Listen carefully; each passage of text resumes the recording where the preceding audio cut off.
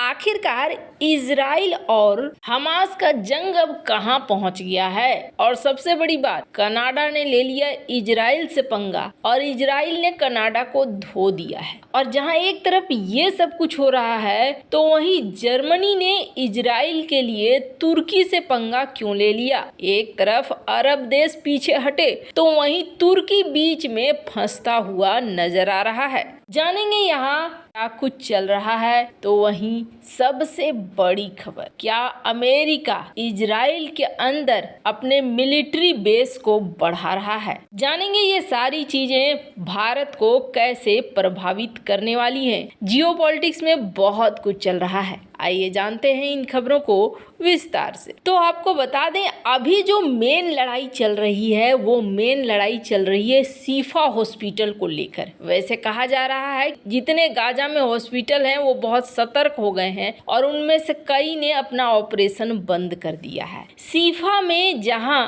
Israel का कहना है कि बहुत बड़ी संख्या में यहाँ पर छिपे हुए हैं आतंकी और हम उसे ढूंढ ढूंढ कर मार रहे हैं, एकदम प्रिसाइज तरीके से टारगेट करके हम मार रहे हैं। ऐसा नहीं है कि हम किसी को भी मार दे रहे हैं। साथ में उनका कहना है कि हमने कई सारे हमास के लड़ाकों को मारा है और इसके साथ हम यहाँ पर दवाइयाँ भी दे रहे हैं, मेडिकल सप्लाई भी दे रहे हैं, बच्चों को खाना भी दे रहे हैं। स्क्रीन पर आप देख सकते हैं ये लंबा चौड़ा आर्टिकल टाइम्स ऑफ इजराइल के जरिए दिया गया है, जिसमें ये बताया जा रहा है कि ऐसा नहीं है कि हम यहाँ पर सप्लाई में किसी तरीके की कोई दिक्कत कर रहे हैं। हमने जो सैनिकों की तैनाती की है वो सैनिक भी ज़्यादातर सैनिक ऐसे हैं जो अरबी भाषा को जानते हैं, जिससे बात करने में आसानी होती है। अब ये कहना है इजराइल का और इजराइल ये कह रहा है कि हम बिल्कुल भी रुकने वाले नहीं हैं और हम यहाँ पर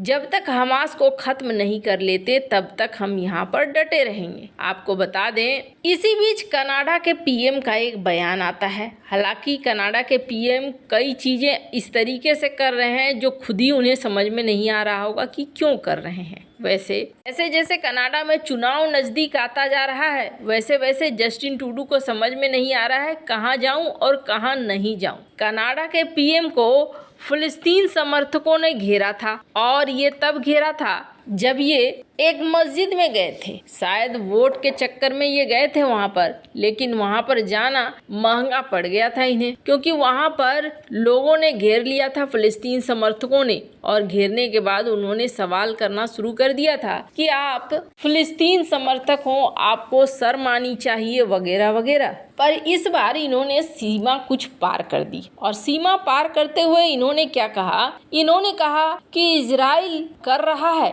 उसे दुनिया देख रही है। ट्वीट में आप देख सकते हैं। और इनका कहना है कि दुनिया समझ रही है, बच्चे मारे जा रहे हैं, ये ठीक नहीं है।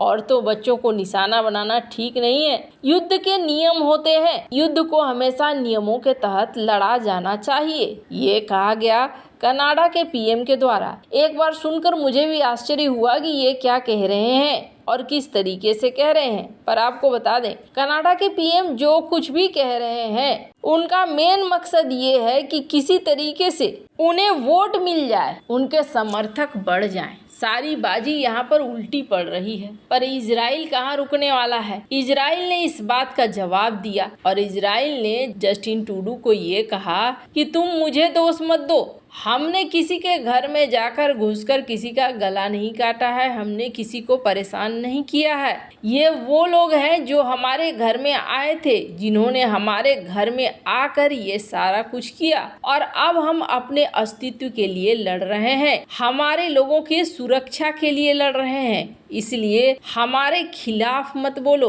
बल्कि हमारे साथ रहो। स्क्रीन पर आप देख सकते हैं आर्टिकल, इजराइल के पीएम नेतन्याहू ने कनाडा की क्लास लगा दी है।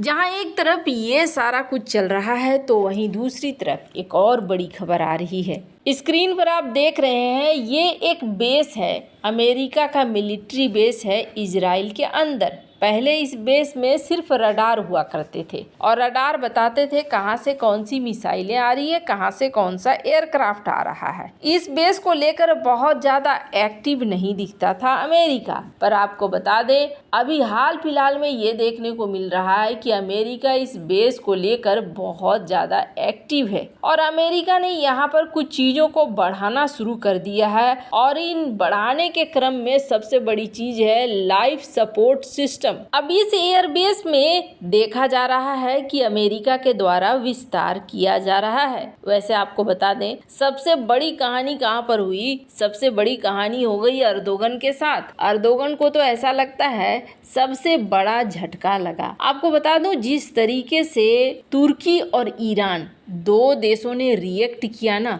सबसे ज्यादा इस वक्त अगर शर्मिंदगी किसी को महसूस हो रही होगी तो ये वही दोनों ही देश होंगे। अब ऐसा क्यों कहा जा रहा है, तो आपको बता दें ऐसा इसलिए कहा जा रहा है क्योंकि ओआईसी में दिख गया कि 7 बड़े देश किसकी तरफ हैं और किस तरीके से चलना चाह रहे हैं। पर इन सब के बीच में तुर्की के प्रेसिडेंट अर्दोगन की जुबान नहीं रुक रही है और वो कुछ से कुछ कह रहे हैं। ऐसे में तुर्की के राष्ट्रपति अर्दोगन जर्मनी जाने वाले हैं और समझ लीजिए कि जो बंदा इस वक्त आने वाला है उसकी बेइज्जती इस तरीके से हो ये बिल्कुल भी नहीं सोचा गया होगा, पर ऐसा ही हुआ है। हुआ ये है कि अर्दोगन ने एक बयान दे दिया और इस बयान को लेकर अब सबसे ज्यादा नाराज हो गया जर्मनी। अर्दोगन ने क्या बयान दिया?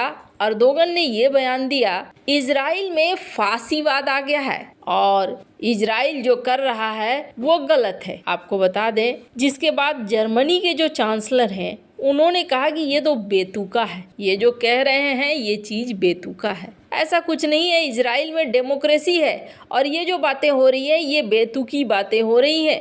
आपको बता दें 2020 के बाद पहली बार अर्दोगन जर्मनी जा रहा है और जर्मनी आने से पहले ही अर्दोगन को सबसे बड़ी क्लास लग गई है तो वो जर्मनी के चांसलर के द्वारा लग गई है। वैसे आपको बता दें दुनिया में अलग अलग इस वक्त राय हो रहे हैं। कनाडा ही नहीं फ्रांस की तरफ से भी ऐसा ही कुछ सुनने को मिला इजराइल को और इसके अलावा ब्राजील से भी ऐसा ही कुछ सुनने को मिला। पर अब ऐसा माना जा रहा है कि अगर इजराइल के नज़र से देखिए तो इजराइल का कहना है कि अगर हमने इन्हें आज ख़त्म नहीं किया तो कल ये हमें ख़त्म कर देंगे, तो कल के लिए हम नहीं रुक सकते हैं और हम एक्शन लेंगे। नेतन्याहू ने भी इस बात को साफ किया है। वैसे आपको बता दें investing.com की इस रिपोर्ट को देख सकते हैं। कहा जा रहा है कि इजराइल और हमास के बीच में जल्द ही एक मानवीय समझौता हो जाएगा और इस मानवीय समझौता के बाद आशा किया जाता है कि यहाँ पर शांति स्थापित हो जाएगी। वैसे ये सब कुछ कब तक होगा